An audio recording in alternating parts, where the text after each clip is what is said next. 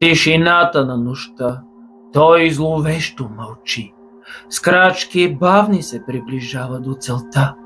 Сенки страховити в мрака танцуват, дори самият мрак се страхува от това.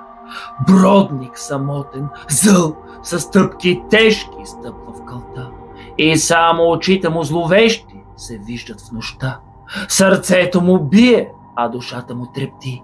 По пътя забравен крачи с огън в очите.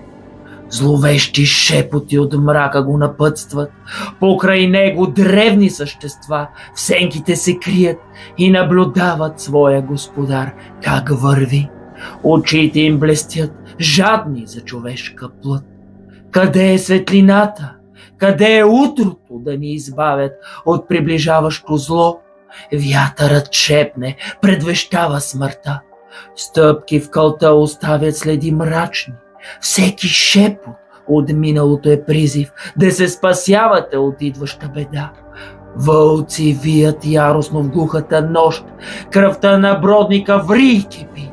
Сънища разбити, страхове неразкрити, кошмари безкрайни в тъмнината се раждат. През мъглата лъщи лунната светлина. Тя следи бродникът с интерес. Иска да види дали пак безнаказано ще извърши своите дела. В сърцето на нощта бродникът е сам, скрит между сенките в страшния капан на омразата и от минали времена. Забравени души искат да го вземат, като черни димки в мрак го обгръщат. Но той не се дава, всеки миг ги ужасява. Бродник в нощта страх не знае, целта си преследва и уви няма кой да го спре. Сенките го следят като овци безпощадни и ето, че той отново ще победи. Но в сърцето на мрака се ражда надежда. Светлината не угасва, дори в най-тежката беда. Бродникът продължава, но ето, че лъч светлина се прокрадва от небето. Утрото настъпва и изведнъж бродникът ужасен се изпарява като дим.